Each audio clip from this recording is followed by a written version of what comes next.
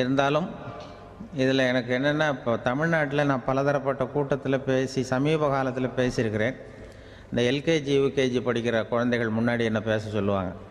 LKG UKG அந்த குழந்தைகள். அப்போ நான் எப்போ முடிக்கணுங்கிறது எனக்கு தெரியும். ஏன்னா அதுக்கு ஒரு அறிகுறி. அந்த குழந்தை என்ன பண்ணணும்னா, வரிசையில் இருக்கிறது அப்படி தரையை கீறும். ஏச்சுன்னா அது போதும் அப்படின்னா அதுக்கு முடிச்சுக்கோன்னு அர்த்தம். அதை பார்த்து தான் நான் முடிச்சுக்கிறது வழக்கம். கொஞ்சம் பெரிய ஹைஸ்கூல்னால் யாராவது பசங்க 2-3 பேர் கொட்டாவி விடுவாங்க. அதை பார்த்து அதை முடிச்சுக்கிறது வழக்கம். கல்லூரின்னா விசில் அடிப்பாங்க யாராவது 1-2 பேர். இப்படி எனக்கு பலதரப்பட்ட எப்போ முடிக்கணுங்கிறதுக்கு அப்படிலாம் அறிகுறி உண்டு. எனக்கு ரொம்ப பிடிச்சது என்னென்னா, இந்த முதியோர் இல்லங்கள் இருக்குது பாருங்கள். முதியோர் இல்லம், பென்ஷனர் அசோசியேஷன்லாம் இருக்குது தமிழ்நாட்டில். எல்லாம் 60-70 வயசுக்கு மேற்பட்டவர்கள். அவங்க கூட்டத்தில் பேசுகிறது தான் எனக்கு ரொம்ப பிடிக்கும். ஏன்னா நான் பாட்டுக்கு பேசிக்கிட்டே இருப்பேன், அவங்களும் அசையாமல் கேட்டுக்கிட்டு இருப்பாங்க. அதுக்கு என்ன காரணம்னா, காது கேட்காது. அது எனக்கு அப்புறம்தான் தெரியும். பேசி முடிச்சுட்டு இறங்கி போனால் அந்த பெஞ்சில் உட்காந்துருக்கிற ஒரு நாற்காலில், என்ன சார் முடிச்சிட்டிங்க போல் இருக்கு அப்படிம்பார். எப்படி சார் கண்டுபிடிச்சிங்க? அதான் இறங்கி வந்தீங்கல்ல அப்படிம்பார். அதனால் அது மாதிரி கூட்டத்தில் ஒன்றும் எனக்கு சுத்தமாக யாரும் இருக்கக்கூடாது எதிரில். இல்லைன்னா அந்த முதியோர் இல்லம் மாதிரி அப்படி காது கேட்காதவங்களாம் உட்காந்துருக்கணும். இங்கே அப்படி இல்லை, எல்லாம் ரொம்ப விழிப்போடு இருக்கீங்க, காதை திறந்து வச்சுக்கிட்டு. அது மாதிரி என்ன போன்ற ஆட்களுக்கு கொஞ்சம் இது பேசுகிறதும் என்ன, சில பேருக்கு என்னென்னா பேச்சு மைக்கை பார்த்ததும் எனக்கு எப்போ நேரங்காலம் தெரியாது, முடிக்கிறதுக்கு தெரியாது. அப்படியும் உண்டு பேச்சாளர்கள் பல ரகம். நான் கூட இப்போ ஒரு ஏற்பாடு பண்ணியிருக்கிறேன். என்னுடைய நண்பர் சுபாஷ்னு ஒருத்தர் வந்திருக்கார். அவர்கிட்ட சொல்லியிருக்கேன், நான் எப்போ முடிக்கணும்னு தோணுதோ அப்போ லேசாக தலையை சொறி நான் முடிச்சுக்கிறேன். என்ன கடிகாரமும் கிடையாது, ஒன்றும் கிடையாது. நான் எப்போ ஆரம்பிக்கிறேன் எப்போ முடிக்கிறேன்னு தெரியாதுன்னு சொன்னேன். இதே மாதிரி கும்பகோணத்தில் சமீபத்தில் ஒரு கூட்டத்துக்கு போகும்பொழுது அந்த ஏற்பாட்டாளரை உட்கார வச்சு, நீ முடிக்கணும்னு தோன்றப்போ தலையை சொரியா நான் புரிஞ்சுக்கிறேன்னு சொல்லிவிட்டு, பெரியோர்களே தாய்மார்களே என்னதும் உடனே தலையை சொன்னார். என்னையா அது உள்ளேன்னா, இல்லை இது தலை அரிக்குது அதனால் சொல்லிடுறேன், நீ அது வேறு மாதிரியாக சொல்லுவேன்னு சொன்னார். அப்படி ஒருத்தர் ஏற்பாடு பண்ணி உட்கார வச்சுருக்கேன் எதிரில். அவர் இன்னும் தலைக்கு கையை கொண்டு போகல. வரிசையில் உட்கார வச்சுருக்கிறேன். ஏன்னா இந்த பேசுகிறவங்களுக்கு அந்த கூட்டம் பார்த்துட்டா முடிக்கிறது எப்போ முடிக்கிறது என்ன எதுன்னு தெரியாது. அது ஒரு பேச்சாளர் அவர் பாட்டு பேசிகிட்டே இருந்தாராம். ரொம்ப நேரம் பேசிகிட்டு இருந்திருக்கார். பேசிகிட்டு இருந்தால் ஒன்றும் புரியல, நேரங்காலம் தெரியல. அவருக்கே தோணி ஒரு கட்டத்தில் அந்த பேசுகிறவருக்கு, ஐயா மன்னிச்சுக்கோங்க, நான் ரொம்ப நேரம் பேசிட்டேன் போல் இருக்கு, எவ்வளோ நேரம் பேசினேன்னு எனக்கே ஞாபகம் இல்லை, இந்த கை கடிகாரத்தை கூட பார்க்க மறந்துட்டேன், என்னை மன்னிச்சுக்கோங்க அப்படின்னாராம். அப்போ கோபமாக ஒருத்தர் எழுந்திரிச்சு, ஏன்யா கடிகாரத்தை தான் மறந்தேன், பின்னாடி மாட்டிருக்கிற கேலண்டரையாவது பார்க்கக்கூடாதா அப்படின்னாராம். அப்போ தான் தெரியுது அவன் வாரக்கணக்கில் பேசிக்கிட்டு இருந்திருக்கான். போன வெள்ளிக்கிழமை ஆரம்பித்து இந்த சனிக்கிழமை முடிக்கிறது மாதிரி அப்படி ஆகிடும். ஏன்னா கடிகாரமும் கிடையாது. அது மாதிரி பேசுகிற பேச்சு ஆனால் பேசுனா என்ன சொல்லுவாங்கன்னா, எந்த பேச்சை கேட்டாலும் ஒரு தன்னம்பிக்கை வரணுமா கேட்குறவங்களுக்கு, அதுதான் நல்ல பேச்சு அப்படின்னு சொல்லுவாங்க. கேட்குறவங்களுக்கு ஒரு தன்னம்பிக்கை, வாழ்க்கையில் ஒரு பிடிப்பு வரணும், தன்னம்பிக்கை வரணும்.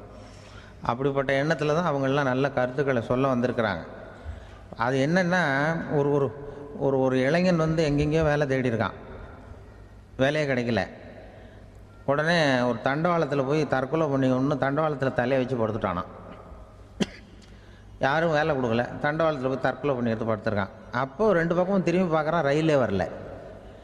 என்னடா தற்கொலை பண்ணால் கூட ரயில் வர மாட்டேங்குது அப்படின்னு சொல்லிட்டு பார்த்துருக்கான். யாரோ ஒருத்தர் பேசிகிட்டு இருக்கார், ஒரு திடலில் கூட்டம், பெரியவர் பேசிகிட்டு இருக்கார்.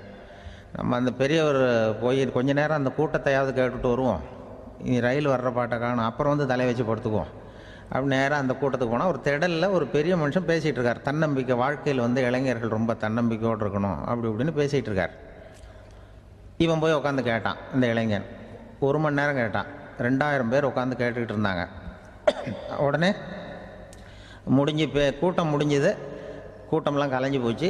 அந்த பெரியவர் பேசிக்கிட்டு இருந்தார், அவரை போய் இவன் சந்தித்தான். இளைஞன், ஐயா நான் தற்கொலை பண்ணிக்கணுங்கிற எண்ணத்தோடு வந்தேன், தண்டவாளத்தில் தலையை வச்சு படுத்தேன், ரயில் வரல, அந்த நேரம் உங்கள் பேச்சு குரல் தான் கேட்டுது, நான் உங்கள் பேச்சை கேட்டேன், 1 மணி நேரம் கேட்டேன், கேட்டு முடித்ததுக்கப்புறம் என்னுடைய எண்ணத்தை நான் மாற்றிக்கிட்டேன், நான் இனிமேல் தற்கொலை பண்ணிக்க மாட்டேன் அப்படின்னா. அவர் பேச்சாளருக்கு ரொம்ப பெருமை. இதுதான் ஒரு பேச்சுக்கு அடையாளம், இப்படி தான் இருக்கணும். சரி, அந்த முடிவுக்கு எப்படி நீ வந்தேன்னு கேட்டார். இப்போது உங்கள் பேச்சை இந்த கூட்டத்தில் எவ்வளோ பேர் கேட்டுக்கிட்டு இருந்தாங்க சார் அப்படின்னு கேட்டான். ஒரு 2000 பேர் இருக்கும்பா அப்படின்னார் அவர். அப்போ அந்த இளைஞன் சொன்னானா, ஒரு 2000 பேரை ஒரே நேரத்தில் சாகடிக்கிற நீ உயிரோடு இருக்கிறப்போ நான் எதுக்கு சார் சாகணும்? நான் இது வரைக்கும் யாருக்கும் எந்த கெடுதலும் பண்ணலை, நான் இனிமேல் சாக மாட்டேன் சார்ட்டு போயிட்டானா. அப்படி கேட்குறவங்களுக்கு ஒரு தன்னம்பிக்கை வரணும். அது எப்படியோ வந்தால் போகிறோம். இப்போ எங்கள் பேச்சை கேட்டுவிட்டோம், அந்த ரகத்தில் வந்தாலும் சரி தான். வாழ்க்கையில் ஒரு பிடிப்பு வரணும். அப்படிங்கிறது தான் ஒரு சிறந்த பேச்சுக்கு அடையாளம்னு சொல்லுவாங்க. அப்படி அது பண்ணுறது. இதில் என்னென்னா, இந்த மனிதனுக்கு அந்த சிரிப்பு இருக்குது பாருங்கள், அதை பற்றி சொல்லுவாங்க. நகைச்சுவை குடும்பத்தில் நகைச்சுவை உணர்வு இருந்ததுன்னா குழப்பமே வராதுன்னு சொல்லுவாங்க. இந்த பேச்சாளர்கள் என்னென்னா, சில பேர் தெளிவாக பேசி குழப்புறவங்க இருக்கிறாங்க, குழப்பமாக பேசி தெளிவுபடுத்துகிறவங்க இருக்கிறாங்க. அப்படிப்பட்ட பேச்செல்லாம் உண்டு. குழப்பமாக பேசி தெளிவுபடுத்துறது யாருன்னா சித்தர்கள். நம்ம பழைய சித்தர் பாட்டெல்லாம் பார்த்திங்கன்னா படிக்கிறதுக்கு குழப்பமாக இருக்கும், ஆனால் அது கருத்து தெளிவாக இருக்கும். அதுதான் குழப்பமாக பேசி தெளிவுபடுத்துகிறவரெலாம் பழைய நம்ம சித்தர்கள். தெளிவாக பேசி குழப்புறவங்க இருக்கிறாங்க சில பேச்சாளருக்காக. ஒருத்தன் ஆடு மேய்ச்சிக்கிட்டு இருந்தானா, ஒரு ஆடு மேய்ச்சிக்கிட்டு இருந்திருக்கிறான் ஒரு திடலில். அந்த ஆடு மேய்க்கிற அந்த ஆள் ரொம்ப தெளிவாக பேசணும்னு நினைக்கிறவன். அவர்கிட்ட போய் கேட்டிருக்கான், அந்த ஆள்கிட்ட போய் ஒருத்தன் கேட்டான், மந்தையில் எத்தனை ஆடுப்பா இருக்குது அப்படின்னா. அப்போ அவன் சொன்னான், ஆடு மேய்க்கிறவன், சார் எதையும் தெளிவாக கேட்கணும், நீ கருப்பாட்டை கேட்குறியா வெள்ளாட்டை கேட்குறியா அப்படின்ட்டுருக்கான். கருப்பாடு அது ஒரு 50 இருக்குது அப்படின்னா. சரி, வெள்ளாடு எத்தனை இருக்குது அப்படின்னா, அதுவும் 50 தான் இருக்குது அப்படின்ட்டுருக்கான்.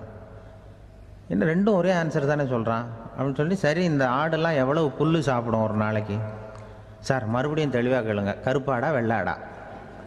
கருப்பாடு அப்படின்னா 10 கிலோ சாப்பிடும். சரி, வெள்ளாடு அதுவும் 10 கிலோ சாப்பிடும். ரெண்டுக்கும் அதே தான் சொல்கிறான்.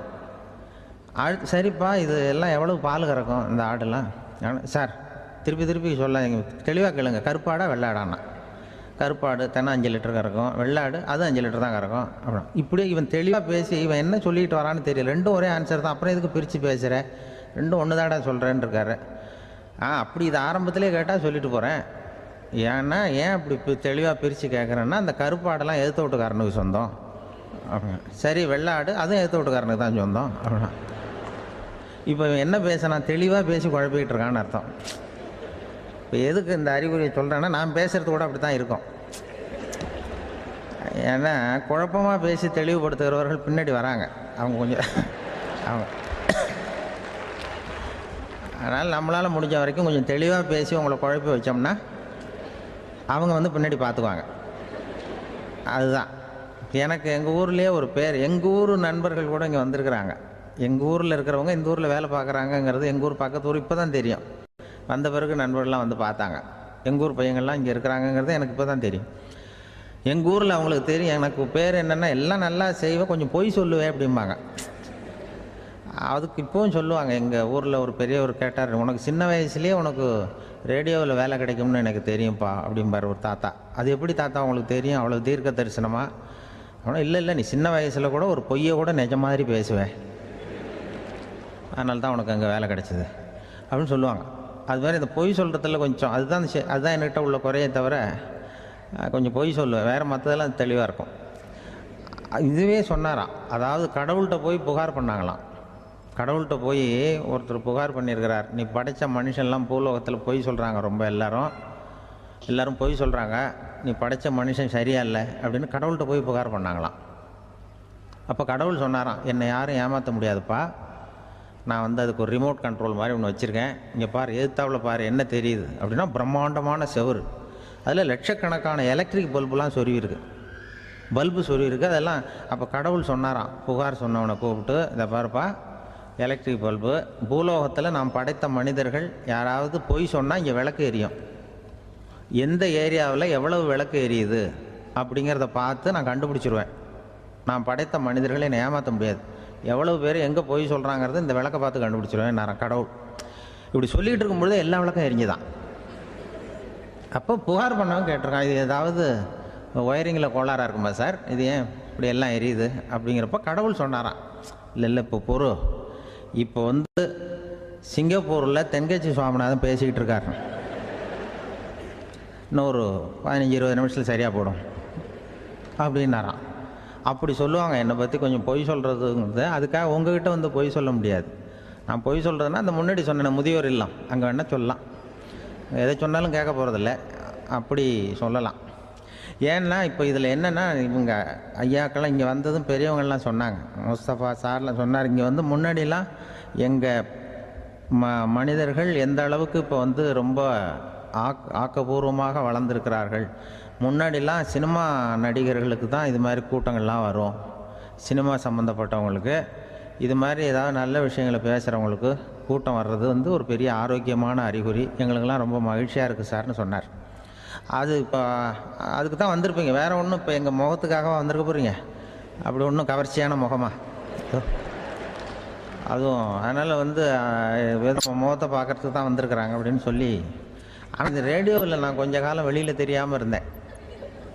அப்போ என்ன பண்ணுவாங்கன்னா, என்ன வருவாங்க எங்கள் ரேடியோ ஸ்டேஷனுக்கு வருவாங்க, சார் அந்த தினம் ரேடியோவில் பேசுகிறாரு இன்று ஒரு தகவல், அவர் முகத்தை பார்த்துட்டு போகணும் சார் அப்படின்ட்டு வருவாங்க. ஏன்னா இப்போ தொலைக்காட்சியில் வர்றதில்லை. அதில் என்னென்னா அப்படி ஒரு தடவை வர்றவங்க அடுத்த தடவை வர்றதில்லை. அப்போ தான் புரியுது, ஓஹோ அவங்க ஆள் யாருன்னு தெரிஞ்சுக்கிறதுக்கு தான் வராங்க, வேறு ஒன்றும் ஒரு பெரிய கவர்ச்சி. அதனால் இந்த கூட்டம் வந்து ஏதோ எங்களுடைய கவர்ச்சின்னா அவர் ஐயா சுகிசிவம் கொஞ்சம் கவர்ச்சியாக தெரிகிறார்,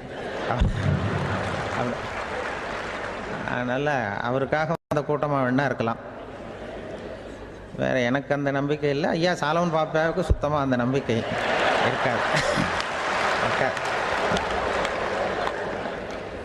அதனால் நாங்கள் வந்து ஏமாந்து போட மாட்டோம், ஏதோ எங்களை பார்க்க தான் வந்திருக்கிறாங்க எல்லோரும் அப்படின்னு. என்ன அவங்களுக்கு கருத்துன்னா, நல்ல குடும்பம் நல்ல மகிழ்ச்சியாக வாழ்வது எப்படி, நல்ல குடும்பத்தை எப்படி நடத்துறது, இது மாதிரி நல்ல கருத்துக்களை இப்போ ஜனங்கள்கிட்ட பரிமாறிக்கணும்னு இந்தியாவிலையும் தமிழ்நாட்டிலையும் சில நிகழ்ச்சிகளை அவங்க நடத்திட்டு இருக்கிறாங்க. ஐயா அவர்கள் கிராமப்புறங்களில் நகர்ப்புறங்கள்லாம் ஜனங்களை கூப்பிட்டு நல்ல விஷயத்தை சொல்லுது. குடும்பங்கிறது இப்போ வந்து ரொம்ப கஷ்டம். இப்போ எப்படின்னா, ஒரு 600 வருஷத்துக்கு முன்னாடி மனுஷனுக்கு இருந்த நெருக்கடி இருக்குது பாருங்கள், ஒரு 600 வருஷத்துக்கு முன்னாடி மனுஷனுக்கு எவ்வளோ நெருக்கடி இருந்ததோ அதுபோல் 40 பங்கு இப்போ அதிகமாகிட்டு தான் கண்டுபிடிச்சி சொல்லியிருக்கிறாங்க. அவ்வளவு நெருக்கடிக்கு மத்தியில் நாம் வாழ்ந்துக்கிட்டு இருக்கிறோம். ஒரு 600 வருஷத்துக்கு முன்னாடி என் தலையில் 1 கிலோ வச்சுக்கிட்டு நின்னேன்னு வைங்க, இப்போ 40 கிலோ வச்சுக்கிட்டு நிற்கிறேன். அப்படி ஒவ்வொரு மனுஷனுக்கும் வாழ்க்கையில் நெருக்கடி அதிகமாக போச்சு. இப்போ இந்த நெருக்கடியில் முன்னாடிலாம் யாரோ ஒருத்தர் தான் தியானம் பண்ணுவாங்க. தியானம்னா ஒருத்தர் 2 பேர் காட்டுக்கு போய் தியானம் பண்ணிகிட்டு இருப்பாங்க 600 வருஷத்துக்கு முன்னாடி. இப்போ வீட்டுக்கு வீடு தியானம் நடக்குது. ஏன்னா அந்தளவுக்கு வாழ்க்கையில் ஒரு நிம்மதி வேணும் அப்படின்னு சொல்லி பண்ணிட்டாங்க. அதுக்கு தான் இயற்கை கொடுத்துருக்கிற ஒரு இயற்கையான வைத்தியம்தான் சிரிப்புங்கிறது. இதை பற்றி பெரியவங்கள்லாம் இப்போ ஆராய்ச்சி பண்ணிகிட்டு இருக்கிறாங்க. சிரிப்புங்கிறது நாம் பிறந்து ஒரு 6 மாதத்தில் தான் முதல் தடவையாக விவரமாக சிரிக்க ஆரம்பிக்கிறோமா. நம்ம பிறந்து 6 மாதத்துக்கு, அதாவது முதல் தடவை சிரிக்க ஆரம்பிக்கிறது ஒரு 6ஆவது வாரம், 1.5 மாதத்தில் தான் குழந்தை வந்து விவரமாக சிரிக்க ஆரம்பிக்குது. அப்புறம் அப்படியே சிரிக்க ஆரம்பிக்கிறோமா. அதையெல்லாம் இப்போ கணக்கு எடுத்துருக்குறாங்க. ஒரு குழந்தை ஒரு நாளைக்கு 200 தடவை சிரிக்குதான் ஒரு குழந்தை. பெரியவங்கள்லாம் 15 தடவை சிரிக்கிறாங்களாம். 200 தடவை சிரிச்சுக்கிட்டு இருந்த நாம் அப்படியே குறைஞ்சி 15 ஆகிட்டு. அதனால தான் இருதய நோயெல்லாம் வருது, ஹார்ட் அட்டாக்லாம் வருதுன்னு கண்டுபிடிச்சிருக்கிறாங்க. 200 சிரிப்புக்கு வந்து அது வந்து இயல்புத்தன்மை, மனுஷனுடைய இயல்புத்தன்மை சிரிக்கிறது. அதுக்கு ஜோக்கே தேவைப்படாது. ஆனால் இப்போ காலங்காலமாக நாம் என்ன போதிக்கப்பட்டு வந்திருக்கிறோம்னா, சிரிப்புங்கிறது ஒரு பாவமான செயல்.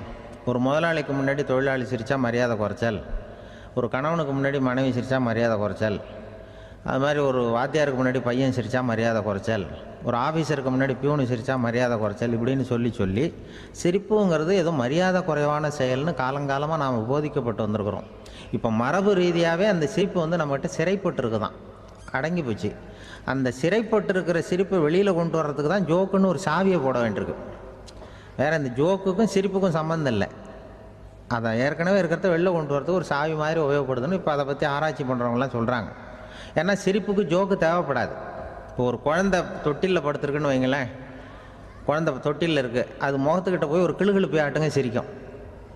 அந்த கிளுகிழுப்பை சத்தமே சிரிக்க வைக்கிறதுல அதுதான் மனுஷனுடைய இயல்புத்தன்மை. அது என்ன ஜோக்காது? சத்தம். ஒரு கிளுகிழுப்பை கொண்டு போய் குழந்தை முகத்துக்கிட்ட ஆட்டினா சிரிக்குதே, அதுதான் இயல்புத்தன்மை. அதே கிளுகிழுப்பே ஒரு தாத்தா மூஞ்சிக்கிட்டு ஆட்டுங்க, கோவம் வந்துடும், அடிக்க வருவார். என்னடா விளையாட்டு இது அப்படிமாரு. ஏன்னா அவர் சிரிச்சுக்கிட்டு இருந்தவர், அப்படி இருந்தவர் ஒரு காலத்தில். ஒரு கிளுகிழுப்புக்கு சிரித்தவர் ஒரு காலத்தில் இப்போ கோவப்படுறாருன்னா அந்த அளவுக்கு நம்ம மாறி போயிட்டே வந்துக்கிட்டு இருக்கிறோம். அதனால் அந்த இயல்புத்தன்மை மாறாமல் இருக்கணுங்கிறது ரொம்ப முக்கியம். அதுக்காக எல்லோரையும் குழந்தையாக்க முடியாது. மனுஷன் எல்லோரும் இனிமேல் வயசுங்கிறது கூட ஆகிட்டே தான் இருக்கும். அதுக்காக குறைச்சிக்கிட்டே போக முடியாது. அதுக்கு யாராவது மருந்து கண்டுபிடிச்சாதான் உண்டு. ஆனால் ஒருத்தர் மருந்து கண்டுபிடிச்சாராம், சொல்லுவாங்க. ஒரு டாக்டர் ஒரு மாத்திரை கண்டுபிடிச்சாராம். ஒரு மாத்திரை சாப்பிட்டா ஒரு வயசு குறையும், ஒரு மாத்திரை சாப்பிட்டா ஒரு வயசு குறையும் அப்படின்னு ஒரு மாத்திரையை கண்டுபிடிச்சிருக்கார். ஒரு பாட்டி அம்மா, 90 வயசு பாட்டி, அது போயிருக்கு. அதே டாக்டர்கிட்ட போய், ஐயா எனக்கு ஒரு பாட்டில் மாத்திரை கொடுங்க, இந்த வயசு குறையிற மாத்திரை அப்படின்றது. அவர் ஒரு பாட்டில் கொடுத்தார் மாத்திரை. பாரும்மா பாட்டியம்மா, ஒரு மாத்திரை சாப்பிட்டா ஒரு வயசு குறையும், எடுத்துகிட்டு போகணும்னு கொடுத்துருக்காரு டாக்டர். இந்த 90 வயசு பாட்டி எடுத்துகிட்டு வீட்டுக்கு வந்துட்டு மறுநாள் அதே டாக்டர்கிட்ட போயிருக்கு. 30 வயசு பொண்ணாக போச்சான். 30 வயசு பொண்ணாக மாறி அதே டாக்டர்கிட்ட போயிருக்கு. இடுப்பில் ஒரு கை குழந்தை, அது சட்டை கிட்ட போடாமல் கட்டவரில் வாயில் வச்சுட்டு உட்காந்துருக்கு. நேராக டாக்டர்கிட்ட போய், டாக்டர் நேற்று வந்தேன், ஏதோ ஒரு மாத்திரை சாப்பிட்டா ஒரு வயசு குறையினீங்க, நான் ஏதோ ஒரு ஆர்வத்தில் ஒரு 30-40 மாத்திரை சாப்பிட்டேன், இப்படி ஆகிட்டேன் அப்படின்னு. இப்போ டாக்டர் சொல்லியிருக்காரு, இதுக்கு ஏமா வருத்தப்படுற, எல்லோரும் வயசு குறையணும்னு தான் நினைக்கிறாங்க, உனக்கு வயசு குறைஞ்சிட்டுது, நீ சந்தோஷப்படு, இதுக்கே மறுபடியும் என்னட்ட வந்திருக்கிற அப்படின்னாரான் டாக்டர். அப்போ அந்த அம்மா சொல்லித்தேன், அதை என்னை பற்றி பரவாயில்ல டாக்டர், என் இடுப்பில் பாருங்கள் கை குழந்தை, இது சட்டை கிட்ட போடாமல் உட்காந்துருக்கு, கட்டவரில் வாயில் வச்சுட்டு உட்காந்துருக்கு, இது ரொம்ப ஆர்வத்தில் ஒரு 70 மாத்திரையை சாப்பிட்டு விட்டுது, இது என் வீட்டுக்காரரு. இவர் இடுப்பு விட்டு கீழே இறங்க மாட்டேங்கிறார். நான் எதையாவது கொடுத்து வயசை கூட்டி இறக்கி விடுங்க டாக்டர் அப்படின்னு தான். அவர் ஏதோ நமக்கும் இதுக்கும் சம்மந்தம் இல்லைங்கிறது மாதிரி கட்டாரில் வச்சுட்டு அவர் பாட்டு உட்காந்துருக்கார். ஏதோ நமக்கு இந்த உலகமே இல்லை, நமக்கு சம்மந்தம் இல்லைங்கிற மாதிரி உட்காந்துருக்கார். இப்படியே நான் தூக்கிட்டு எங்கே அலையிறது அப்படின்னு தான். அதனால் வயசை குறைக்கிறது இயற்கைக்கு விரோதமாக நாம் பண்ண முடியாது. ஆனால் இந்த இயல்புத்தன்மை மாறாமல் வச்சுக்கலாம். குழந்தை மாதிரி மாற முடியாதே தவிர அந்த குழந்தை தன்மையோடு வாழறதுக்கு கற்றுக்கணும். அதுதான் வாழ்க்கையில் இன்பமாக வாழறதுக்கு வழி. குழந்தைத்தனமாக இருக்கக்கூடாது, குழந்தை தன்மையோடு இருக்கணும்னு சொல்லுவாங்க. குழந்தை தன்மைங்கிறது வேறு, குழந்தைத்தனம்ங்கிறது வேறு. அப்படி ஒரு மாத்திரை கண்டுபிடிச்சிட்டா இப்போ யாராவது ஒருத்தவங்க இடுப்பில் குழந்தைய தூக்கிட்டு போனால் போய் கேட்கணும், ஏம்மா இது ஏன் வீட்டுக்காரரா உன் குழந்தையா அப்படின்னு கேட்டு அதுக்கப்புறம் அவருக்கு வணக்கம் சொல்லணும். இப்படிலாம் ஆகிடும் நிலைமை. இயற்கையை நம்ம மாற்ற முடியாது, அதுக்கு தகுந்தாப்புல தான் நாம் பண்ணணும்.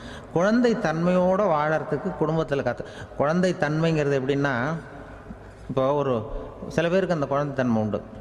ஒரு வீட்டில் ஒரு புள்ள படுத்துருக்கு, அம்மா எழுப்புறாங்க, காலேஜுக்கு நேரமாச்சு எழுந்திரிப்பா, காலேஜுக்கு நேரமாச்சு எழுந்திரிப்பா அப்படின்ட்டு. அந்த அம்மா அந்த புள்ளை சொல்லியிருக்கு, ஐயோ எனக்கு காலேஜுக்கு போகிறதுக்கே பிடிக்கலம்மா, என்னை தொந்தரவு பண்ணாத, காலேஜுக்கு போகிறதுக்கு எனக்கு பிடிக்கல அப்படின்னு தான்.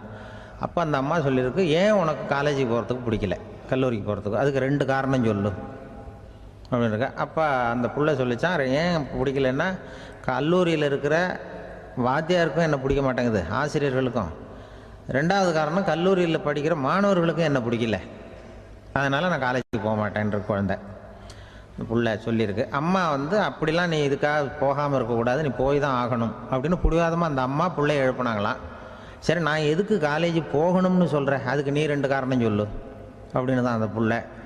அப்போ அந்த அம்மா சொன்னாங்களாம், நீ ஏன் காலேஜுக்கு போகணும்னா, முதல் காரணம் உனக்கு வயசு 52, 2வது காரணம் நீ தான் பிரின்சிபால் அப்படின்னு தான். என்ன இருந்தாலும் அவங்க அம்மாவுக்கு அது புள்ள தானே, அதுதான் குழந்தை தன்மைங்கிறது. 52 வயசுலேயும் குழந்தை தன்மையோடு இருக்கார் பாருங்கள், அதுதான் அந்த குழந்தை தன்மையோடு வாழறது தான் வெற்றிக்கு வழின்னு சொல்லுவாங்க. கணவன் இன்றைக்கி நேற்று என்னன்னு யோசிச்சுக்கிட்டு இருக்கிறப்போ உங்கள் ஊர் தொலைக்காட்சியிலேயே ஒரு நிகழ்ச்சி நடந்தது. அதாவது இந்த உறவுகளை பற்றி ஒரு பேட்டி எடுத்திருந்தாங்க. ஒரு அம்மா சொல்லுது, அதாவது கணவன் மனைவியாக இருந்துட்டு அப்புறம் விவாகரத்து வாங்கிக்கிட்டு அதுக்கப்புறம் அந்த அம்மா பேசுகிறத நேற்று தொலைக்காட்சியில் போட்டாங்க. அது என்ன சொல்லுதுன்னா, நாங்கள் கணவனும் மனைவியாக இருக்கிறப்போ எங்களுக்குள்ளே சண்டை வந்துக்கிட்டு இருந்தது, இப்போ விவாகரத்து வாங்கிட்டு இப்போ நண்பர்களாக இருக்கிறோம், இப்போ சண்டையே வர்றதில்லை எங்களுக்குள்ளே. அப்படி பாருங்கள், கணவன் மனைவியாக இருந்தப்போ சண்டை வந்து தான், விவாகரத்து வாங்கினது மறுபடியும் நாங்கள் நல்லபடியாக தான் இருக்கிறோம், ஒன்றும் எங்களுக்கு சண்டை வரல. அப்படி இருக்குது இப்போ காலம் போய்கிட்டு இருக்கு. நேற்று அப்படி ஒரு இது என் கூட வேலை பார்க்குறப்போ ஒரு அம்மா இருந்தாங்க. அவங்க எப்போதும் அவங்க வீட்டுக்காரர் படத்தையே வச்சுருப்பாங்க, கையில் பத்திரமா வச்சுருப்பாங்க. அவ்வளவு மரியாதை மதிப்புன்னு சொல்லி நாங்கள்லாம் அவங்கள பெருசாக நினைப்போம். இது எதுக்குமா அவங்க வீட்டுக்காரர் படத்தை பத்திரமா இல்லை கையிலேயே வச்சுருக்கீங்களே, ஆஃபீஸுக்கெல்லாம் எடுத்துகிட்டு வந்து வச்சு அடிக்கடி எடுத்து பார்த்துக்குவாங்க. அவ்வளவு பிரியமாக அவங்க வீட்டுக்காரர் இல்லை. ஆமாம், எனக்கு வந்து ஏதாவது பிரச்சனை வந்துவிடுதுன்னா உடனே எங்கள் வீட்டுக்காரர் படத்தை எடுத்து பார்ப்பேன். பரவாயில்லையே இப்படி ஒரு இதாக. ஆமாம், இதை பார்த்துட்டு நினச்சிக்குவேன், இதை விட பிரச்சனை வேறு என்ன இருந்துட போகுது உலகத்தில் அப்படின்னு நினச்சிக்குவேன். உடனே எனக்கு எல்லாம் போயிடும் அப்படின்ட்டு தான். அப்படி ஒரு அம்மா இருந்தாங்க, இப்போவும் இருக்காங்க, வேலை பார்த்துக்கிட்டு இருக்காங்க. அப்படிலாம் நீங்கள் இங்கே இருக்கிற தாய்மார்கள் பெண்கள் யாராவது அப்படி கூட பண்ணலாம். யாரா எப்போதுமே உங்கள் வீட்டுக்காரர் படத்தை கையில் வச்சுக்கோங்க. அது ஒரு யோசனை, குடும்பம் குதூகலமாக இருக்கிறதுக்கு அது ஒரு யோசனை. அதே மாதிரி இவங்களும் அவங்க படத்தை வச்சுக்கலாம், வச்சுக்கிட்டு பிரச்சனை வரும்பொழுது பார்த்துக்கணும். இதை விட நமக்கு என்ன வந்துட போகுது பெருசாக அப்படி தான் இருக்கணும். குடும்பம் வந்து நல்லபடியாக இருக்கணும்னா அதுக்கு இப்போ சொல்லுவாங்க, கடவுளே வந்து ஒரு வீட்டு கணவன் வீட்டு தலைவர் கனவுல வந்தாராம். கடவுள் வந்து இது மாதிரி உன்னை விட்டுட்டு உங்கள் குடும்பத்தை உன்னையெல்லாம் விட்டுட்டு போக போகிறேன்னா, அதனால் ஏதாவது வர வேணும்னா கேட்டு போய் வாங்கிக்கோ அப்படின்னு கடவுள் சொன்னாராம் இந்த குடும்ப தலைவர்கிட்ட. அவருக்கு என்ன கேட்குறதுன்னு புரியல. கடவுள் வந்து விட்டுட்டு போகிறேங்கிறார், ஏதாவது வரம் கேட்டுக்கோ அப்படின்னு நம்ம என்ன பண்ணுறது, என்ன கேட்குறதுன்னு ஒன்றும் புரியல. குழம்பிக்கிட்டு இருந்தான் அந்த ஆள் கனவுல. இப்போ கடவுள் சொன்னாரா, சரி நீ ரொம்ப குழப்பமாக இருக்க, நாளைக்கு மறுபடியும் உன் கனவுல வரேன், அதுக்குள்ளே நீ முடிவு பண்ணி வை, உனக்கு என்ன வரம் வேணுமோ கேட்டு வாங்கிக்கோ, உனக்கு வரம் கொடுத்துட்டு நான் போயிடுறேன், உன்னை விட்டுட்டு போகிறதா நான் முடிவு பண்ணிட்டேன் அப்படின்ட்டுருக்காரு கடவுள். சரி ஒரு நாள் அவகாசம் கொடுங்க, நாளைக்கு நான் அதுக்குள்ளே முடிவு பண்ணி வைக்கிறேன்ட்டு அவர் வந்தார். மறுநாள் முழிச்சுக்கிட்டார். முழிச்சுக்கிட்டு மனைவி மகன் மக்கள் எல்லோரையும் கூப்பிட்டார், குடும்பத்தில் எல்லாரையும். அப்படி வாங்க, இது மாதிரி நேற்று கனவுல வந்தார் கடவுள், நம்மளை விட்டுட்டு போக போகிறாராம், என்ன வரம் வேணும்னு கேட்டு வாங்கிங்கோ அப்படின்னு போய் சொல்லிட்டார். என்ன கேட்குறதுன்னா அப்படின்னு அந்த கணவன் கேட்குறான். இந்த மனைவி சொல்கிறாங்க, என் உடம்பு பூரா நகையாக இருக்கணும் அப்படின்னு கேளு அப்படின்ட்டுருக்கு. அதுக்குள்ளே அந்த ஒரு பொண்ணு ஓடி வந்து, அப்படிலாம் கேட்காதப்பா கடவுள்கிட்ட, இப்போ இருக்கிற சொத்து எவ்வளோ இருக்கோ அதுபோல் இன்னொரு பங்கு வேணும்னு கேளு அப்படின்னு. அந்த பையன் வந்து அவன் வேறு சொன்னான், அவன் அது நமக்கு வந்து இது போல் ஒரு 10 பங்காவது வேணும், 2 பங்களா கார் வேணும் அப்படின்னு அவன் ஒரு லிஸ்ட்டை கொடுத்தான்.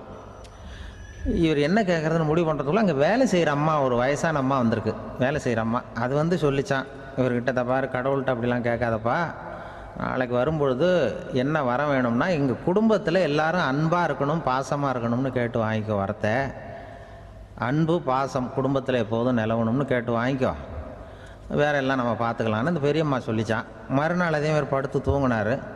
கடவுள் கனவுல வந்தார். வந்து கேட்கும்பொழுது இவர் சொன்னாராம், ஐயா எனக்கு வந்து எங்கள் குடும்பத்தில் நாங்கள் கணவன் மனைவி புள்ள குட்டி எல்லாம் பாசமாக இருக்கணும் அன்பாக இருக்கணும், இதுதான் எங்களுக்கு வர வேணும் அப்படின்னு கேட்டாராம். இவர் கேட்டதும் கடவுள் வந்து தலையை சொரிய ஆரம்பிச்சிட்டாராம். ஏன் என்ன யோசிக்கிறீங்கன்னு கேட்டிருக்காரு. நீங்கள் அன்பாக பிரியமாக இருந்தீங்கன்னா அப்புறம் ஏன் நான் உங்களை விட்டுட்டு போக போகிறேன், நான் ஏற்கனவே இல்லைங்கிறதுனால தான் உங்களை விட்டு போகலாம்னு முடிவு பண்ணியிருந்தேன். இப்போ நீங்கள் ஏற்கனவே பாசமாக இருந்தீங்கன்னா நான் இனிமேல் போக மாட்டேன், அதனால் ஏன் முடிவும் மாற்றிக்க வேண்டியது தான், உங்கள் கூட தான் இருக்க போகிறேன்னாராம். இப்படி ஒரு கதை சொல்லுவாங்க. அதனால் ஒரு குடும்பத்தில் அந்தந்த உறவு முறைகள் சரியாக இருக்கிற வரைக்கும் எல்லாம் நல்லாயிருக்கும். அங்கே தான் அங்கே இறைவன் வாழும் இல்லம்ங்கிறாங்களே, அதுதான் அது. அதில் அந்த குடும்ப தலைவருங்கிறவர் கணவன் அப்படிங்கிறதுனால அவருக்கு தான் பொறுப்பு. அவருக்கு நிறைய சகிப்புத்தன்மை வேணும், கோபம் வரக்கூடாது, யார் என்ன சொன்னாலும் போகணும். சில கணவன்மார்கள் வந்து எது சொன்னாலும் மனைவி வந்து தட்டுறதில்லை. அங்கே போனால் போவாங்க, எதுக்கு போக சொல்கிறேன்னு கேட்குறதில்ல, போகிறது. இங்கே வான்னா வர்றது. திருவள்ளுவர் மனைவி இருந்தாருன்னு சொல்கிறாங்கல்ல, அது மாதிரி. அது எப்படின்னா ஒருத்தர் சொன்னார், அது அப்படி இல்லை, அதுக்கு ஒரு கதை சொன்னார். ஹிட்லர் வந்து வந்தாராம் ஒரு தடவை, ஒரு பெரிய கப்பல் மேலே, கப்பலுடைய மேல் தளத்தில் ஹிட்லர் வந்துக்கிட்டு இருக்கார். ஒரு இங்கிலீஷ் கேப்டன் எதிரில் நிற்கிறான். அவனுக்கு பெரிய ஆச்சரியம், இந்த ஆள் எப்படி இப்படி ஒரு தனி மனிதனாக இருந்துக்கிட்டு உலகத்தையே இப்படி இந்த பாடுபடுத்துகிறார் அப்படின்னு சொல்லி, உன்னுடைய வெற்றிக்கு என்ன காரணம்னு கேட்டாராம் அந்த இங்கிலீஷ் கேப்டன். இப்போ ஹிட்லர் சொன்னாராம், என்னுடைய வெற்றிக்கு காரணம் என்கிட்ட வேலை செய்கிற ஊழியர்கள், நான் கிழிச்ச கோட்டை தாண்ட மாட்டாங்க, நான் என்ன சொல்கிறேனோ அதை உடனே செய்வாங்க, ஏன் எதுக்குன்னு எதிர்த்து பேச மாட்டாங்க, அதுதான் என்னுடைய வெற்றிக்கு காரணம் அப்படின்னு சொல்லி அதை நிரூபித்து காட்டுறேன் பார் அப்படின்னு சொல்லி கையை தட்டினாராம் ஹிட்லர். உடனே ஒரு சிப்பாய் அங்கேருந்து வந்து லெஃப்ட் ரைட் போட்டு வந்து சல்யூட் பண்ணி நின்னான். உடனே ஹிட்லர் சொன்னார், நீ அப்படியே இந்த கப்பல் மேல் தளத்துலேருந்து அப்படி கடலில் விழுந்து செத்து போடா அப்படின்னு பொத்துன்னு குதிச்சுட்டான். எதுக்கு சொல்கிறேன் என்ன இதில், உடனே குதிச்சு செத்து போட்டான். இவருக்கு பெரிய ஆச்சரியம் கேப்டனுக்கு. ஹிட்லர் சொன்னார், இதுதான் என்னுடைய வெற்றி காரணம், தப்பார் இன்னொருத்தனை கூப்பிட்றேன் அப்படின்னு தட்டினா இந்த பக்கத்துலேருந்து ஒருத்தன் வந்தான், லெஃப்ட் ரைட் வந்து நின்னா, நீ இப்படி குதிச்சு செத்து போடா அப்படின்னு பொத்தனை குதிச்சிட்டான். எதுக்கு போக சொல்கிறீங்கன்னு ஒன்றுமே கேட்கல, குதினா உடனே குதிச்சிட்டான். அப்போ ஹிட்லர் சொன்னார், இதே மாதிரி என்னுடைய ஒவ்வொரு ஊழியர்களும் இருக்கிறாங்க, நானும் ஊழியர்களை இழக்கிறதுக்கு தயாராக இல்லை, தப்பார் தயாராக இருப்பேன் எப்போவும், தப்பார் இன்னொருத்தரம் தட்டுறேன்னு இன்னொருத்தர் வந்தார். எதிர்த்தாவில் இருந்து ஒருத்தன் லெஃப்ட் ரைட் சல்யூட் அடித்தான். நீயும் குதிச்சு செத்து போடான்ருக்கார் ஹிட்லர். இவனால் பொறுக்க முடியல, இந்த இங்கிலீஷ் கேப்டன் அனாவசியமாக ஒவ்வொருத்தனாக குதிச்சுட்றானேன்னு சொல்லி ஓடி போய் அவனை குதிச்சிட்டான். குதிக்கிறதுக்கு முன்னாடி பிடிச்சி தனியாக எடுத்துகிட்டு போட்டான். தனியாக எடுத்துகிட்டு போய் அந்த சிப்பாய்கிட்ட கேட்டாரான் அந்த இங்கிலீஷ் கேப்டன், ஏன்ப்பா அந்த ஆள் குதிக்க சொல்கிறான்னா நீ ஏன் எதுக்குன்னு கேட்குறது இல்லையா, உடனே குதித்து செத்து போகிறீங்களே, இதெல்லாம் என்ன அநியாயம் அப்படின்ட்டுருக்கான் அந்த இங்கிலீஷ் கேப்டன் கையை பிடிச்சிக்கிட்டு. உடனே அந்த சிப்பாய்க்கு கோவம் வந்துட்டு தான், உடையா கையை, இவன்ட்ட வேலை பார்க்குறத விட உழுந்து செத்து போகலான்னு நான் குதிக்கிறான், என்ன அனாவசியமாக எதுக்கையாக இருக்க சொல்கிறேன் அப்படின்னு சொல்லி குதிச்சுட்டானா. அதனால் இந்த உடனே சொல்கிறத செய்கிறாங்க பாருங்கள், அவங்கள நம்பக்கூடாது. கணவன்மார்களுக்கு ஒரு எச்சரிக்கை, சொல்கிறத உடனே செஞ்சுருவாங்க மனைவி, நீ அங்கே போனால் போங்க வரணும் அது ஹிட்லர் மாதிரி நினைக்கிறாங்கன்னு அர்த்தம்.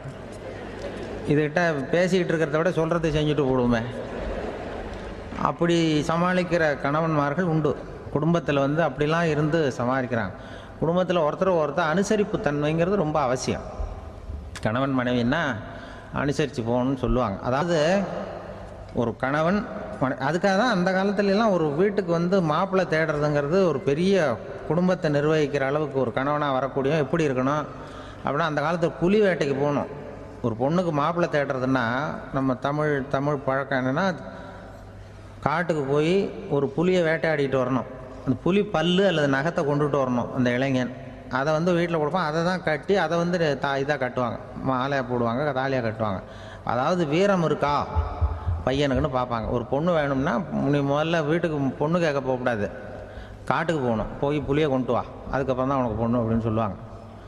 இப்போவெல்லாம் ஏன் போகிறது இல்லைன்னா, இப்போலாம் ஒருத்தனை காட்டுக்கு போய் புலிப்பல் கொண்டு வரனா புலி தான் மாப்பிள்ளையாக வரும், அதனால தான் இப்போ போகிறதில்ல யாரும் காட்டுக்கு. அப்போ பெண்களும் ரொம்ப வீரமாக இருந்தாங்க. பெண்கள் மூலம் அந்த காலத்தில் எப்படின்னா, முறத்தாலேயே புலியை துரத்துவாங்களாம். நம்ம பழைய பாட்டிலெல்லாம் பார்த்துருப்பீங்க, முறத்தால் புலியை விரட்டினாங்கன்னு வரும் பழைய பாட்டை. அந்த அளவுக்கு பெண்களுக்கு வீரம். இப்போ கல்யாணம் ஆகி இந்த காலத்தில் ஒரு கணவனை விரட்டிட்டு வந்தாங்களாம் முறத்தை எடுத்துக்கிட்டு. ஒரு மனைவி அவன் பயந்துட்டு வெளில ஓடி வரான், பின்னாடி முறத்தை எடுத்துகிட்டு அந்த அம்மா ஓடி வருது.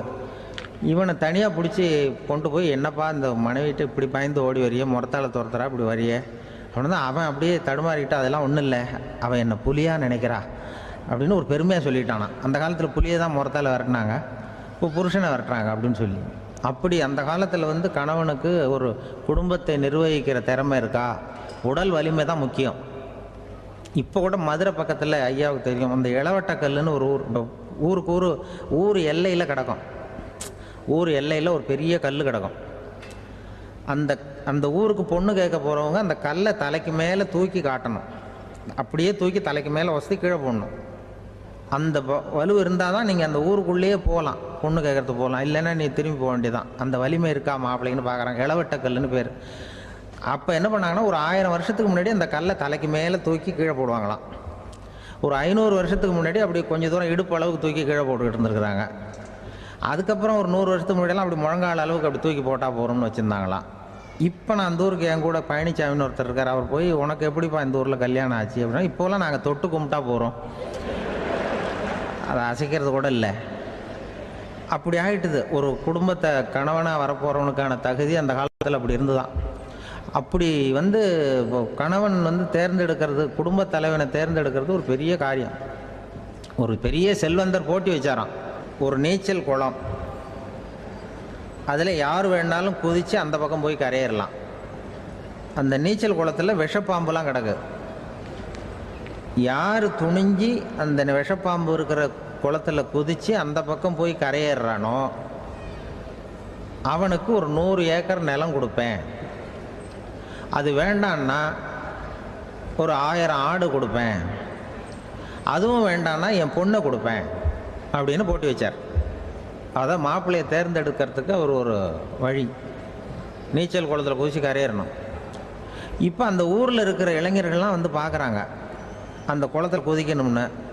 ஆனால் குளத்தில் வெறும் விஷப்பாம்புலாம் கிடக்கு. இது என்ன பண்ணுறதுன்னு பார்த்தா யாருமே குதிக்கிறதுக்கு தைரியம் வரல. திடீர்னு ஒருத்தன் துணிஞ்சு குதிச்சான். படபடன்னு அடிச்சுட்டு போய் அந்த பக்கம் கரையேறிட்டான். கரையேறின உடனே பரவாயில்லையே ஒரு ஆள் வந்துட்டான்னு சொல்லி அவனை அந்த இளைஞனை போய் பிடிச்சிட்டு வந்தாங்க. அந்த பெரியவர் கேட்டார், ஏப்பா இவ்வளவு பெரிய விஷப்பாம்பெல்லாம் கிடக்கிற நீச்சல் குளத்தில் நீ துணிஞ்சு குதித்து கரையேறி இருக்கிற, உனக்கு என்ன 1000 ஏக்கர் நிலம் கொடுத்துருவா, 100 ஏக்கர் நிலம் கொடுக்கவா சொல்கிறப்படி அப்படின்னா வேண்டாம் சார்ன்றான். ஓஹோ அப்படின்னா ஒரு 1000 ஆடு வேணுமா உனக்கு அப்படின்னா அதுவும் வேண்டாம் சார். ஓ அப்படின்னா என் பொண்ணு வேணுமா அப்படின்னா அதுவும் வேண்டாம் சாருங்கிறான். அப்புறம் எதுக்குடா குதிச்சுன்ட்டு என்ன உனக்கு என்ன தான் வேணும் அப்படின்னு கேட்டிருக்கார். என்னை எவன் பிடிச்சி தள்ளி விட்டவன்னு தெரியணும் அப்படின்றான். அதுக்காக அவன் பார்த்துருக்கான். அப்படி இருந்தால் தான் துணிச்சல் வரும் இந்த காலத்தில். எதுக்கு இவ்வளவு சங்கடம்லாம் வச்சாங்கன்னா, ஒரு குடும்பத்துக்கு தலைவராக வர வேண்டிய ஒரு ஆள், கணவனாக இருக்க வேண்டியவனுக்கு துணிச்சல் இருக்கா, தைரியம் இருக்கா அப்படிங்கிறது பார்க்கறதுக்காக இப்படிப்பட்ட தேர்வு முறைகள்லாம் வச்சுருந்தாங்க அந்த காலத்துலலாம். இப்போலாம் கல்யாணம் பண்ணுறது ஆளுக்கு நேரில் பார்க்காமலே கூட கல்யாணம் நடக்குது இன்டர்நெட்டில். இப்போ சர்டிஃபிகேட் கேட்குறாங்க, நோய் நொடி இல்லாமல் இருக்காரா பார். காட்டுக்கெலாம் போக வேண்டாம், நேராக ஆஸ்பத்திரிக்கு போய் ஒரு சர்டிஃபிகேட் வாங்கிட்டு வா, உனக்கு ஒன்றும் வியாதி இல்லைன்னு ப்ரூவ் பண்ணு, அதுக்கப்புறம் பார்த்துக்கலாம், மற்றதை பேசுவோம் அப்படின்னு சொல்லி அப்படி இருக்குது நிலைமை. அதனால் குடும்பத்தில் அந்த கணவனாக இருக்கிற வேண்டியவனுக்கு பொறுப்பு அதிகம். ஏன்னா எல்லாத்தையும் அனுசரித்து போக வேண்டியதாக வந்தான். அப்படி தான் இருக்குது. அந்த கணவன் மனைவிக்குள்ளே விட்டு கொடுக்கறது அதெல்லாம் பற்றி நிறைய எல்லாரும் ஏற்கனவே நம்ம புலவர்கள்லாம் பாடியிருக்காங்க. எல்லோரும் சொல்லுவாங்க, ஒரு கணவன் ஒரு குழந்தை பிறந்து தான் ஒரு வீட்டில், அந்த குழந்தைக்கு என்ன பேர் வைக்கிறதுங்கிறது ஒரு தகராறு. இந்த குழந்தைக்கு என்ன பேர் வைக்கிறதுங்கிறதுல தகராறு வந்துடுது. யார்? கணவனுக்கும் மனைவிக்கும். அவன் என்ன சொல்கிறான், எங்கள் அப்பா பேரை தான் வைக்கணுங்கிறான் அவன். இந்த அம்மா என்ன சொல்லுது, இல்லை எங்கள் அப்பா பேரை தான் வைக்கணும் அப்படிங்குது. காலையிலேருந்து சண்டை, தகராறு.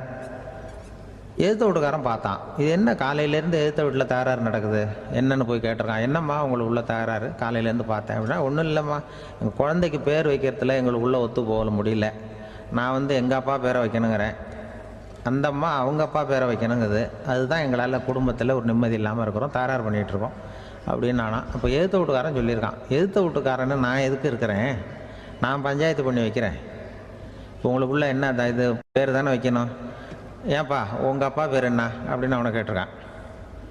எங்கள் அப்பா பேர் சீனிவாசன் அப்படின்ட்டுருக்கான்.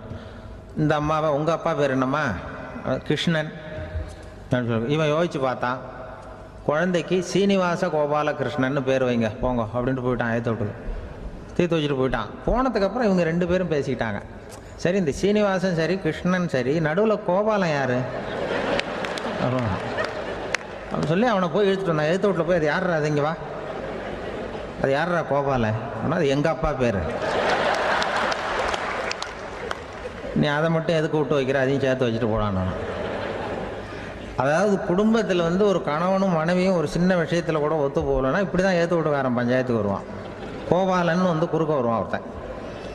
அப்படி அந்த அனுசரிப்புங்கிறது குடும்பத்தில் ரொம்ப அவசியம். கணவனும் மனைவி அது ஒன்றுக்கு மேலே இந்த கல்யாணம் பண்ணிக்கிறாங்கல்ல, அது ரொம்ப அவஸ்தை. ஒருவனுக்கு ஒருத்திங்கிறது நம்ம இதெல்லாம் சொல்கிறது.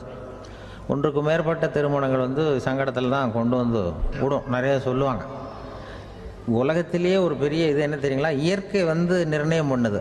இப்போ நம்ம சில பேருக்கு எனக்கு பொம்பளை பிள்ளை வேண்டாம் ஆம்பளை பிள்ளை வேண்டான்னு சொல்லி இந்த ஸ்கேன் பண்ணி என்னென்னவோ பண்ணிகிட்டு இருக்கிறாங்கல்ல. ஆனால் இயற்கை அந்த 50-50 ரேஷியோவை அது மெயின்டைன் பண்ணிகிட்ருக்கு. இந்த உலகத்தில் ஒரு அதிசயமான உண்மை என்னென்னா, 116 ஆம்பளை பிள்ளை பிறந்தா 100 பொம்பளை பிள்ளை பிறகுதான்.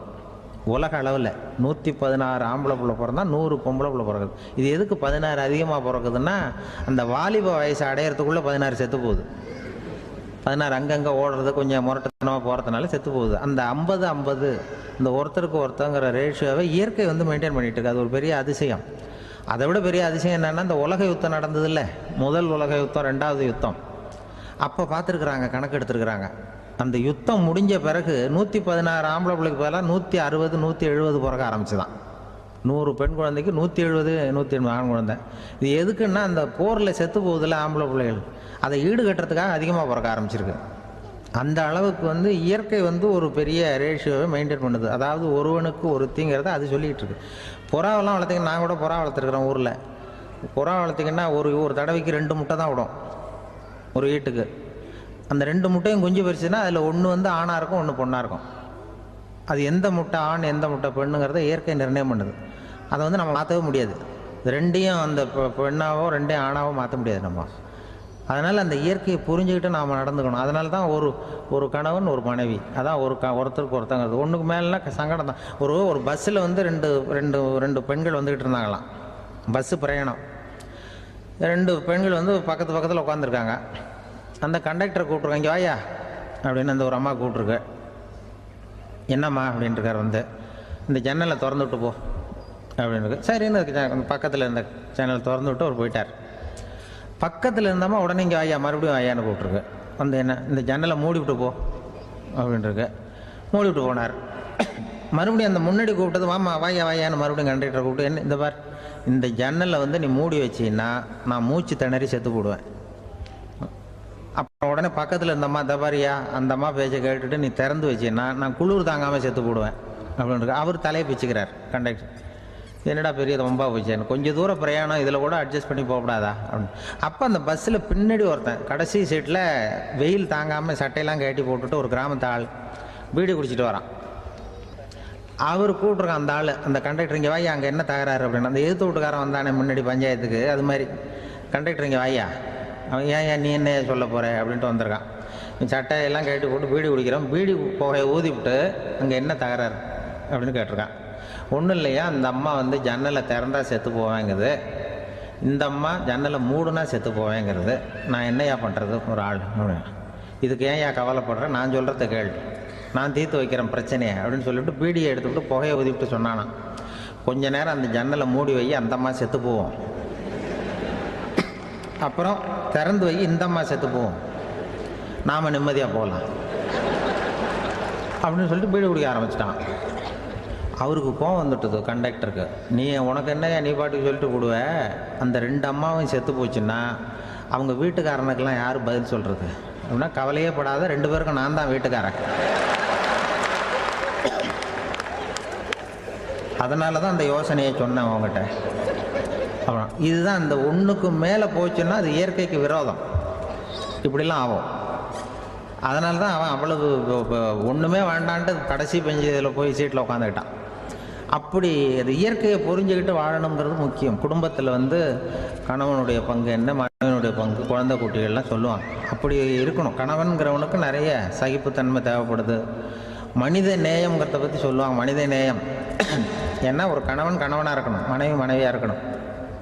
ஒரு மனுஷன் வந்து இன்றைக்கி வந்து மனிதனாக இல்லை, மனித நேயம் குறைஞ்சி போச்சு, ஏது குடும்ப உறவுகள்லாம் ரொம்ப மாறி போச்சுன்னு சொல்கிறேன். இப்போ நாகரிகத்தில் அப்படி தான் இருக்குது. ஒரு இதில் ஒருத்தன் என்ன பண்ணியிருக்கிறான், ஒரு சின்ன பையனை கொண்டு வந்தானா, ஒரு சின்ன பையன் பக்கத்தில் இருக்கான். ஒரு பெரியவர் கேட்டிருக்கார், யாருப்பா அந்த பையன் அப்படின்னு கேட்டிருக்கார். இவன் சொன்னான்னா, இந்த பையன் எனக்கு தூரத்து உறவுன்னு இருக்கான். சரி, தூரத்து உறவுன்னா எப்படி அப்படின்னு கேட்டிருக்கான். இந்த பையன் எங்கள் அப்பாவுக்கு 8வது பிள்ளை அப்படின்னானா. கூட பிறந்தவனே அவ்வளோ தூரமாக போயிட்டான், 8வதாக பிறந்தான். அப்படி இருக்கு குடும்ப உறவுகள்ங்கிறது. மனுஷனுக்கு வந்து வேல்யூ விஞ்ஞானம் எப்படி போட்டிருக்குன்னா, ஒரு மனித உடம்பில் இருக்கிற கால்சியத்தை மட்டும் தனியாக எடுத்தால் ஒரு சின்ன ரூமுக்கு வெள்ளை அடிக்கலாமா. ஒரு மனுஷ உடம்பில் இருக்கிற பாஸ்பரஸை மட்டும் தனியாக எடுத்தால் ஒரு 40 நெருப்பூச்சி தயார் பண்ணலாம். ஒரு மனுஷ உடம்பில் இருக்கிற இந்த கொழுப்பு சத்தை மட்டும் தனியாக எடுத்தால் ஒரு 7 சோப்பு கட்டி தயார் பண்ணலாம். அது மாதிரி ஒரு மனுஷ உடம்புல இருக்கிற இரும்பு சத்தை மட்டும் தனியாக எடுத்தால் ஒரு 2 அங்குல ஆணி 2 செய்யலாம். இவ்வளவுக்கும் விலை போட்டால் 42 ரூபா 50 காசு. இதுதான் மனுஷனுக்கு விஞ்ஞானம் போட்டிருக்கிற விலை. அது எப்போ அது ஒசரும்னா, அவன் மனுஷனாக இருக்கிற வரைக்கும் இருக்கிறப்ப தான். அதுவும் செத்து போனால் அதுவும் கிடையாது, செத்து போனால் அதுவும் குறைஞ்சிரும். மிருகங்களுக்கெல்லாம் அப்படி இல்லை, செத்ததுக்கு அப்புறம் விலை கூடும். அங்கெல்லாம் எல்லா ஊர்லேயும் பார்த்திங்கன்னா உயிர் கோழி 50 ரூபா, உரிச்ச கோழி 60 ரூபான்னு போட்டிருக்கோம். செத்ததுக்கு அப்புறம் 10 ரூபா அதிகம். மனுஷனை வந்து நீ உயிர் மனுஷன் 42 ரூபா 50 காசு, செத்ததுக்கு அப்புறம் 52 ரூபான்னா நீயே வச்சுக்கிடாது, எனக்கு எதுக்குன்ட்டு போட்டு. அவன் வந்து எப்போ அவனுக்கு வேல்யூ கூடும்னா, மனிதனாக வாழும்பொழுது தான் வேல்யூ கூடும். குடும்பத்தில் வந்து அந்த பாசத்தோடு வாழணும்னு கடவுள்கிட்ட கேட்டு சொன்னாங்களே, அதுதான். இந்த சமூகங்கிறதும் ஒரு பெரிய குடும்பம்தான். அதனால தான் இந்த நாட்டுக்கு உள்ள பெருமையை எல்லாரும் ஒற்றுமையாக இருந்தால் எதையும் சாதிக்கலாம்ங்கிறது தான் இந்த நாட்டுக்கு உள்ள பெருமை. அப்படி நிரூபித்தோம். அதனால் சமூகங்கிறதும் ஒரு குடும்பம் மாதிரி இருக்கிறது தான் பெருசு. இப்போ சில இதெல்லாம் இப்போ ஜாதி மத வேறுபாடெல்லாம் வந்து நம்முடைய முன்னேற்றத்தை வந்து தடுக்கும். விலங்குகள் வந்து நம்மளோட மேலானது. அதான் ஒரு ஊரில் ஒரு சிவன் கோயில் இருந்து தான். சிவன் கோயிலில் அந்த புறாவெல்லாம் வளர்ந்துக்கிட்டு இருந்திருக்கு. அந்த மாடத்தில், சிவன் கோயில் மாடத்தில் புறாவெல்லாம் குடியிருந்திருக்கு. உடனே அதுக்கு கும்பாபிஷேகம் பண்ணுறதுக்காக ஊரில் திட்டம் போட்டாங்க. சிவன் கோயிலுக்கு வெள்ளடிக்க ஆரம்பித்தாங்க. வர்ணம் பூச ஆரம்பித்ததும் அதுக்கு சாரம் கட்டுவாங்கல்ல, இந்த குச்சியெல்லாம் வச்சு சாரம் கட்டுவாங்க. உடனே இந்த புறாவெல்லாம் என்ன பண்ணிச்சான், இனிமேல் நம்ம இங்கே வெள்ளை அடிக்கிறாங்க, கும்பாபிஷேகம் வருது, நம்ம இங்கே குடியிருக்க முடியாது, எதிர்த்தாப்புல எங்கே போகலான்னு பார்த்துருக்கு. இந்த உயரம் கோபுரத்தில் இருந்த புறாவெல்லாம் எதிர்த்தாப்புல ஒரு மாதா கோயில் இருந்திருக்கு, சர்ச்சு. அங்கே சில மாடங்களில் புறாவெல்லாம் இருக்குது, சில மாடம் இருக்குது. உடனே நம்மளாம் அங்கே போயிடும் கொஞ்சம் காலத்துக்குன்னு எல்லாம் புறப்பட்டு இந்த மாதா கோயிலுக்கு போயிடுது. அங்கே போனால் அங்கே இருக்கிற புறாவோடு சேர்ந்து இதுவும் குடியிருந்துகிட்ருக்கு. கொஞ்ச நாள் என்னாச்சு, அங்கே கிறிஸ்மஸ் வந்துட்டுது. கிறிஸ்மஸ் வந்ததும் சரி இங்கேயும் வெள்ளடிக்க ஆரம்பிக்கிறாங்க.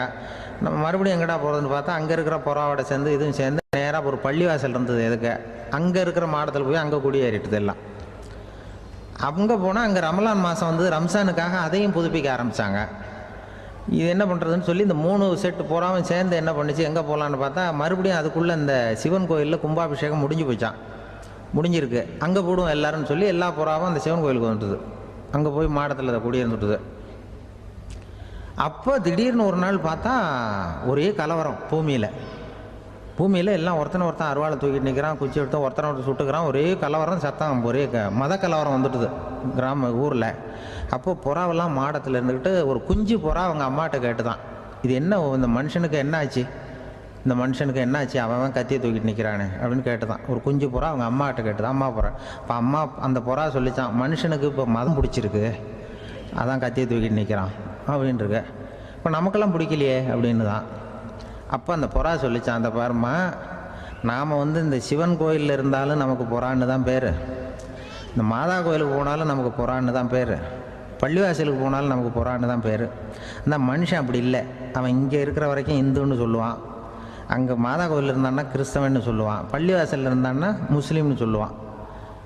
அப்போ இப்போ குஞ்சு புறா அது என்ன இப்படி பண்ணுறாங்க மனுஷங்க, இப்போ அவங்கள விட நம்ம வசதி போல் இருக்க, நம்ம தேவலாம் போல் இருக்க அப்படின்னு தான் அந்த குஞ்சு புறா. அப்போ அந்த தாய் புறா சொல்லித்தான், உண்மைதான், அதனால தான் நம்ம மேலான இடத்துல இருக்கிறோம், அவன் கீழே நிற்கிறான் இன்னமும் அப்படின்னு சொல்லித்தான். இதுதான் அந்த குடும்பம்ங்கிறது, சமுதாயம்ங்கிறது ஒரு பெரிய குடும்பம். அது இந்த புறாகிட்டேருந்து மனுஷன் கற்றுக்க வேண்டியிருக்கு. அப்படி இருக்குது இன்றைக்கி மனுஷனுடைய நிலைமை. அதை வந்து புரிஞ்சுக்கணும். அப்படி தான் ஒவ்வொரு இதுலேயும் நாம் வந்து நடந்து கொள்ள வேண்டியிருக்குது. மிருகங்கள்டேருந்து கற்றுக்கிற வாய்ப்பெல்லாம் இருக்குது. அப்படி சொல்லுவாங்க. அந்த இதில் வந்து நம்ம குடும்பத்தில் வந்து என்னென்னா, இப்போ இந்த பிள்ளைகளை பற்றி சொல்லுவாங்க. இப்போ ராமர் லட்சுமணர் கதை சொல்லுவாங்க. அதாவது ராமரும் பரதனும் பந்து விளையாடிக்கிட்டு இருந்தாங்களாம் சின்ன வயசில் பந்து விளையாடிட்டு இருந்தாங்களாம். உடனே ராமர் வந்தாராம். வந்து அவங்க அம்மா கோசலை மடியில் சோர்ந்து போய் உட்காந்தாராம். சந்தோஷமாக வந்து உட்காந்துருக்கார். அப்போ அந்த கோசலை அம்மா கேட்டாங்களாம், ஏன்ப்பா அப்படி இவ்வளவு சந்தோஷமாக இருக்கே, என்ன காரணம் அப்படின்னு கேட்டிருக்கார். அப்படின்னு அந்த அம்மா கேட்டிருக்கு. ராமன் சொன்னான்னா, இது என் தம்பியோட நான் பந்து விளையாண்டுட்டு இருந்தேன், பரதன், அவன் வந்து ஜெயிச்சுட்டான், நான் தோத்துட்டேன், என்னை வந்து அவன் ஜெயிச்சுட்டான், அவனுடைய வெற்றி வந்து எனக்கு சந்தோஷமாக இருக்குது, தம்பியோட வெற்றி, அதனால் நான் சந்தோஷமாக இருக்கேன்னு சொல்லியிருக்கு. அந்த அம்மாவுக்கு ரொம்ப சந்தோஷம், தம்பி ஜெயிக்கிறாங்கிறத பற்றி அண்ணன் வந்து சந்தோஷப்படுறானே அப்படின்னு.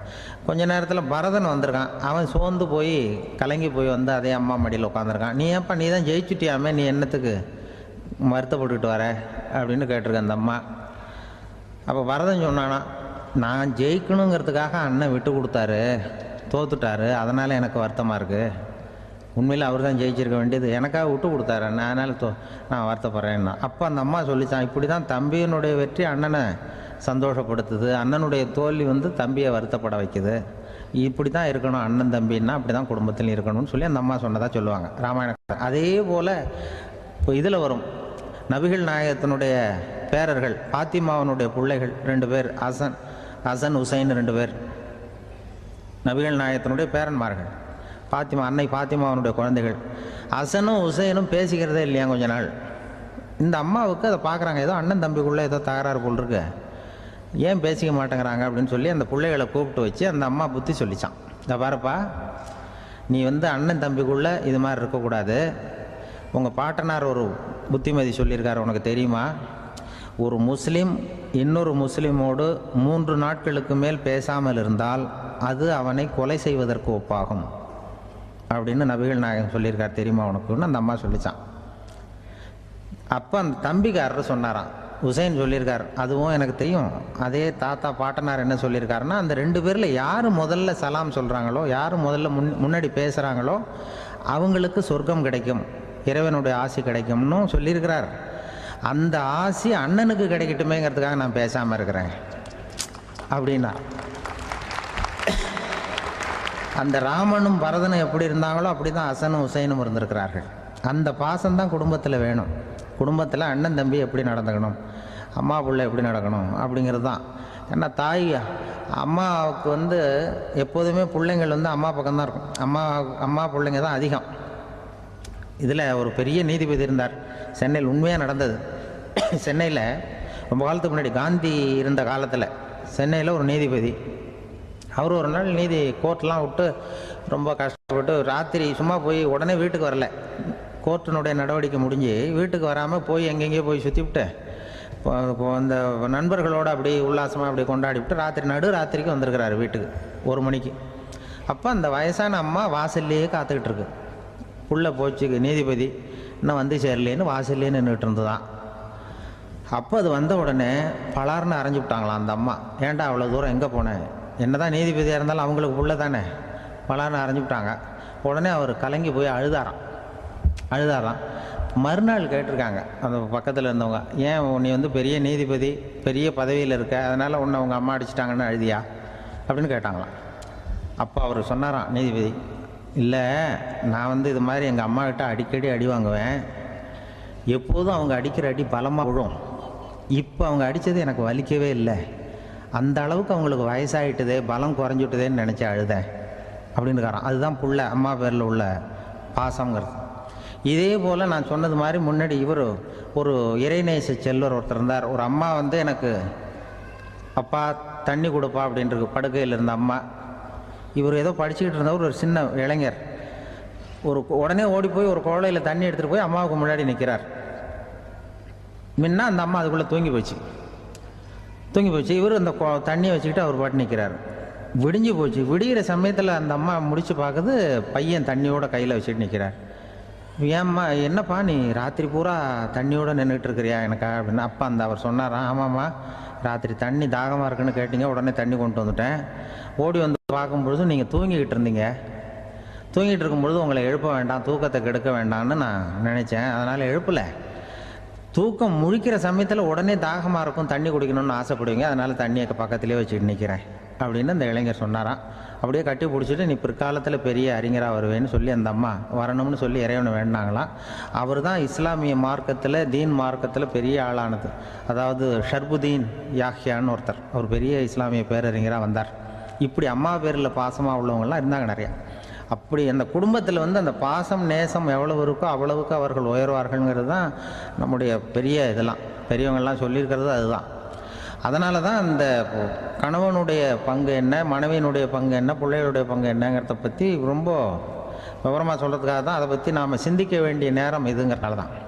கணவனுக்கு இது வந்துடக்கூடாது, அதாவது கோபம் வரக்கூடாது, நிதானம் வேணும் அப்படின்லாம் சொல்லுவாங்க. நிதானம், கணவன் கோபப்படக்கூடாதுமா. அதுக்கு நாங்கள் மனுஷனுக்கு சினம் தவிர்த்தல்னு பயிற்சியெல்லாம் கொடுக்குறாங்க. இப்போது மனுஷன் கோபப்படாமல் இருக்கணும், போகணும் வரணும், அதுக்கு சொல்லுவோம் நாங்கள். சும்மா கதை ரூபமாக சொல்கிறது. அங்கே வேதாத்திரி மகரிஷின்னு இருக்கார், அவர் இதில் சினம் தவிர்த்தல்னு பயிற்சியை கொடுப்பாங்க. குடும்ப தலைவர்கள் பெரியவங்கள்லாம் அந்த பயிற்சியை எடுத்துக்கணும். என்ன கூப்பிட்டாங்க ஒரு தரம், சினம் தவிர்த்தல்னு ஒரு பயிற்சி கொடுக்குறோம், அதில் நீ பேசுன்னாங்க. நான் சொன்னேன், நான் பயிற்சிக்கு வேணா வரேன், என்னை பேச வேண்டாம் சார், நான் பயிற்சி கற்றுக்கிறேன். இல்லை நீ அதெல்லாம் பயிற்சி நாங்கள் கொடுக்குறோம், நீ உனக்கு என்ன தெரியுமோ சொல்லு, மனுஷன் கோவப்படாமல் இருக்கணும், அதுக்கு ஏதாவது வழி சொல்லிட்டு போ அப்படின்னு கூப்பிட்டாங்க. சரின்ட்டு போனேன். அங்கே போய் நான் சொன்னேன், இது மாதிரி எனக்கு தெரிஞ்சது ஒரு கதை மாதிரி சொன்னேன். மீனம்பாக்கம் ஏர்போர்ட், அங்கே ஜப்பானுக்கு போக வேண்டிய ஒரு பிரயாணி லக்கேஜோடு நிற்கிறார் நிறையா. இதை வாங்கி பிளேனில் ஏற்றக்கூடிய ஒரு தொழிலாளி, அவர்கிட்ட ஒரு சண்டை போடுறார், அடிக்க போகிறார், திட்டுறாரு, கண்ணாமலான்னு திட்டுறார். அவர் இதை ஒருத்தர் பார்த்துக்கிட்டே இருக்கார். அந்த சினம் தவிர்த்தல் பயிற்சி கொடுக்குற பேராசிரியர் ஒருத்தர் பார்த்துக்கிட்டே இருக்கார். இது எப்படி இவன் இந்த ஆள் அவ்வளவு கோபமாக அடிக்க போகிறான், திட்டுறான் அந்த பெரிய மனுஷன், இவர் பதிலுக்கு அவர் திட்டவே இல்லையே. அந்த அந்த தொழிலாளி சிரிச்சுக்கிட்டே சரி சார் சரி சார் அப்படின்னுட்டே இருக்கான். இவர் லக்கேஜை வாங்கி பிளேனில் ஏற்றுற தொழிலாளி இப்போ கண்ணாவனா அடிக்க போகிறான், திட்டுறான், முகம் செவந்து போச்சு. இவருக்கு என்ன ஆச்சரியம்னா இந்த ஆள் இவ்வளவு கோவப்படுறான், அதை வாங்கி அந்த தொழிலாளி கொஞ்சம் கூட முகத்தில் கோபமே படலையே, சிரித்த முகத்தோடு இருக்கானே, இவன் நமக்கு பயிற்சி வகுப்பு எடுக்கலாம் போல இருக்க அப்படின்னு இவர் நினச்சிட்டார். ரொம்ப நேரம் அவர் கத்திக்கிட்டு இருந்தார். சரி சார் சரி சார்ன்ட்டு அதை வாங்கிட்டு அவர் போயிட்டார். போனதுக்கப்புறம் இவர் இந்த ஆள் அப்புறம் பிளேன் வந்தது, ஏறி அவர் போயிட்டார், ஜப்பானுக்கு போயிட்டார். அதுக்கப்புறம் இந்த சினம் தவிர்த்தல் பேராசிரியர் ஓடி போய் அந்த தொழிலாளியை பிடிச்சி கொண்டு வந்தார். இந்த பாருப்பா, நான் காலையிலேருந்து பார்த்துக்கிட்டு இருக்கேன், அந்த ஆள் உன்னை அடிக்க வந்தான், திட்ட வந்தான், இவ்வளவு கோவப்படுறான், உனக்கு பதிலுக்கு நீ கோவமே படலையே, உனக்கு கோவமே வராதா, அது எப்படி நீ சினம் தவிர்க்கிறது, எப்படி உனக்கு கோவமே வரலையா அப்படின்னு கேட்டிருக்கார். அப்போ அந்த தொழிலாளி சொன்னாராம், அப்படி இல்லை சார், மனுஷன்னு பிறந்தா கோவம் படாமல் இருக்க முடியாது, எல்லாருக்கும் கோவம் வரும், அது அவங்கவுங்க வழியில் டீல் பண்ணுவாங்க, நான் அதை என் வழியில் டீல் பண்ணேன், அவ்வளோதான். அப்போ அவர் திட்டும் பொழுது உனக்கு கோபம் வந்தது தானே? வந்தது சார். இப்போ அது எப்படி டீல் பண்ணேன்னு கேட்டிருக்காரு.